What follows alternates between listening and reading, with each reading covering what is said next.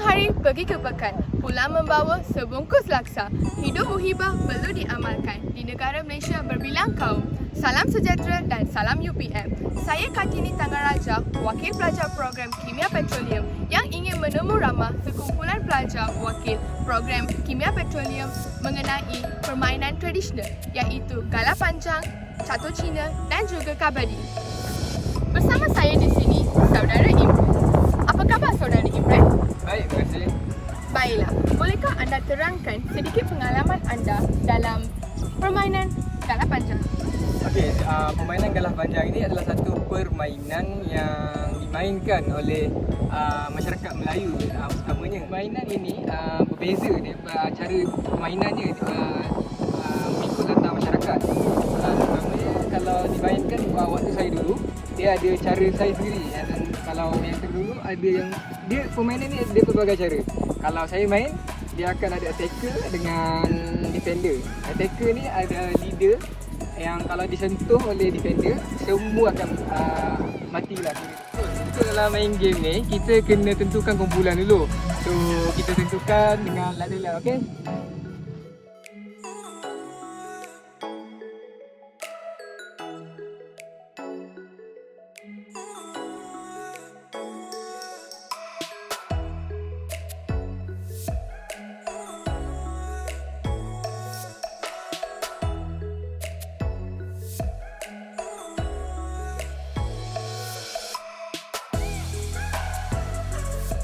Okey, itu contoh untuk bermain sebabkan tak cukup orang. Tapi kalau saya kaki saya tak sakit, saya boleh menang lah tadi. Okey. Terima kasih Saudara Imran atas perkongsian anda tadi. Seterusnya, marilah kita menemu ramah pelajar kedua kita iaitu Saudari Teo Rohini. Apa khabar Saudari? Baik. Baiklah, apakah pandangan anda mengenai catur Cina?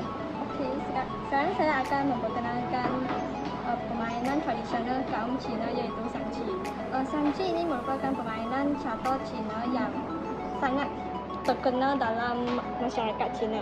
Dan catur ini merupakan jenis permainan yang konfrontasi antara dua pemain. Permainan ini bukan sahaja dapat memupuk sentimen dan juga boleh membantu membina kecergasan dan kecerdasan kanak-kanak. Terima kasih Saudari Teo Rohini atas perkongsian anda pasal catur Cina. Bolehkah anda menunjukkan cara bermain catur Cina? Boleh. Pertama, terdapat 32 keping yang dibahagikan kepada dua kumpulan iaitu merah dan hitam. Setiap kumpulan mempunyai 16 keping, setiap satunya dibahagi kepada 7 jenis.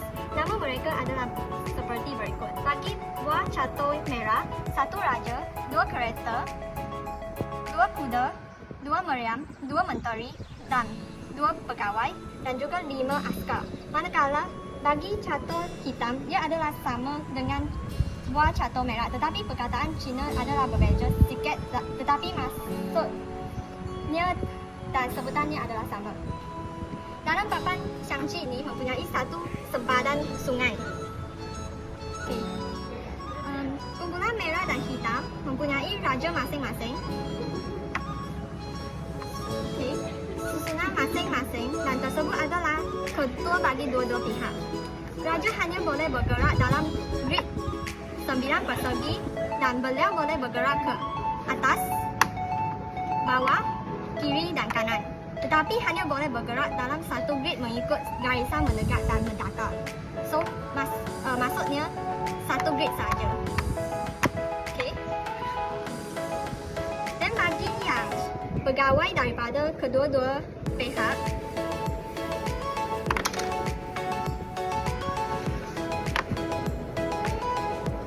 juga hanya boleh bergerak dalam grid yang ini. Pegawai hanya boleh bergerak dalam garis miring yang terdapat di dalam grid 9 persegi. Dia hanya boleh pergi satu bingkai pada satu masa. So, dia hanya boleh gerak macam ni. Atau berunduk. So, dia boleh gerak sikit saja. ya. Cara pergerakan menteri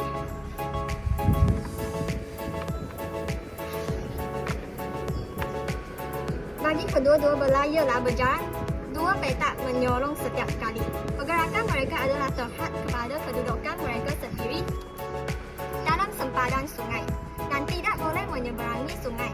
Ia tidak boleh digerak, jadi terdapat sebuah catur yang berhalang di hadapannya.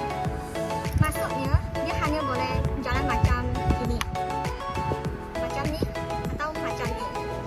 Atau macam ni. Dan balik. Macam segi empat kan. Tapi kalau ada satu keping dia kat sini, kat tengah-tengah perjalanan dia dan dia tak boleh gerak. Okay. Then, kereta. Kereta adalah yang paling berkuasa dalam Shaanxi. Ia boleh bergerak secara bebas, tidak kira garisan melintang atau garisan lurus. Selagi tidak dihalang oleh yang lain, bilangan langkahnya tidak terhad. Kalau tak ada halangan, dia boleh terus macam ni atau macam ni. Kerana di sini ada halangan, so dia tak boleh pergi sana. Apabila meriam tidak membunuh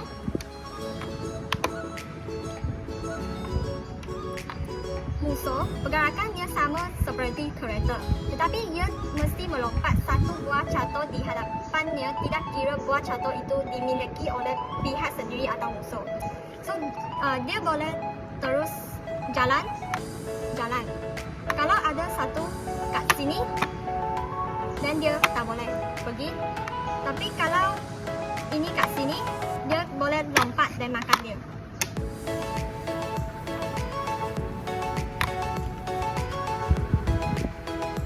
Cara untuk kuda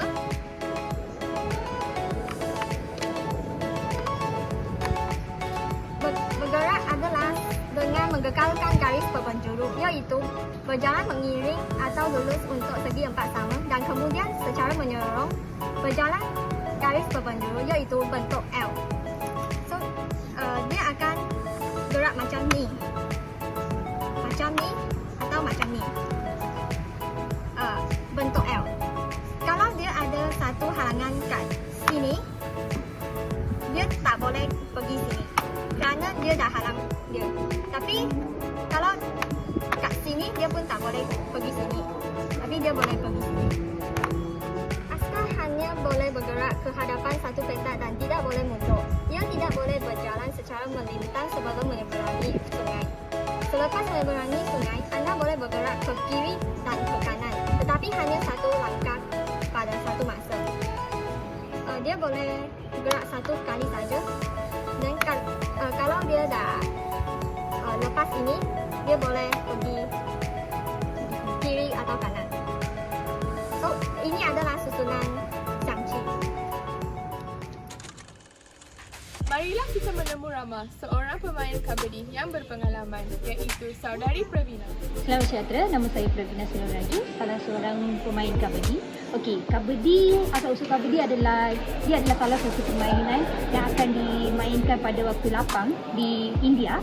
Demografi ataupun satu gambaran boleh bagi kepada kabadi adalah seperti satu kumpulan mengandungi 7 player ataupun pemain. Salah satu player daripada kumpulan tersebut akan melakukan riding, iaitu akan memulakan permainan tersebut. Pasukan perlawanan akan buat strategi mereka masing-masing dengan menangkap rider tersebut.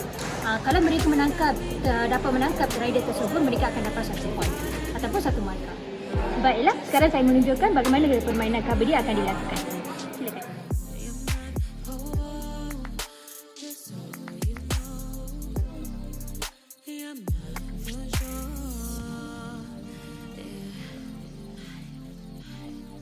Baiklah, kita berada dalam slot terakhir kita, iaitu sesi soal jawab. Bersama kita Saudari Kirania. Apakah langkah-langkah yang perlu diambil untuk mewarisi kebudayaan kita kepada generasi yang akan datang? Menurut pandangan saya, antara langkah yang boleh diambil untuk mewarisi kebudayaan ini kepada generasi yang akan datang adalah dengan mengadakan pameran atau menganjurkan aktiviti di peringkat sekolah maupun di negara. Menurut perspektif saya, pameran yang beraspek kreativiti ini mampu mencungkil perasaan ingin tahu seseorang individu untuk menambahkan ilmu pengetahuan mereka tentang permainan tradisional. Terima kasih Saudari Kirania atas perkongsian pengalaman pengalaman dan ilmu anda. Seterusnya, Saudari Ana, apakah faedah kita dapat perolehi daripada permainan tradisional ni? Terima kasih saudara Henry. Okey, berdasarkan permainan tradisional yang telah kita tunjukkan sebentar tadi, kita dapat faedah yang kita dapat perolehi daripada permainan pertama iaitu galah panjang. Kita dapat lihat permainan tradisional galah panjang ni mengajar kita untuk lebih berfikiran strategik dan cara untuk bermain itu membuat kita lebih mempunyai keyakinan untuk mempunyai semangat dalam berpasukan. Ini kerana permainan galah panjang mementingkan kerja berpasukan untuk melepasi halangan-halangan dalam permainan tersebut.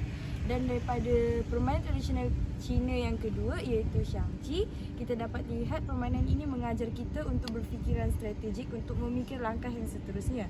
Ianya akan membantu rakyat Malaysia untuk mempunyai pemikiran yang logistik untuk masa hadapan, dan itu permainan tradisional ini yang kita tahu ianya diterapkan daripada sejak kita kecil, dan itu adalah salah satu cara di mana rakyat Malaysia dapat membentuk masyarakat yang maju dengan fikiran yang produktif. Terima kasih Saudari Ana. Akhir sekali bersama kita Saudari Huma Ranjini. Bagaimanakah projek PCN ini dapat mempamerkan semangat patriotisme dalam diri anda serta membantu penonton untuk memperkukuhkan semangat patriotisme? Terima kasih saudari. Pada pendapat saya, negara Malaysia terdiri daripada berbilang kaum, terutamanya Melayu, Cina dan India. Dalam projek PCN ini, kita menunjukkan permainan tradisional yang sering dimain oleh masyarakat Malaysia. Apabila saya bermain dengan kawan-kawan saya, iaitu terdiri daripada kaum Melayu dan kaum Cina, saya dapat bergaul mesra dengan mereka dan juga cara bermain permainan tradisional mereka seperti galah panjang, Xiangqi dan juga saya sendiri boleh menerangkan permainan tradisional saya iaitu kabadi. Ia boleh menjadikan menghasilkan suasana yang harmoni dalam kalangan rakan-rakan saya.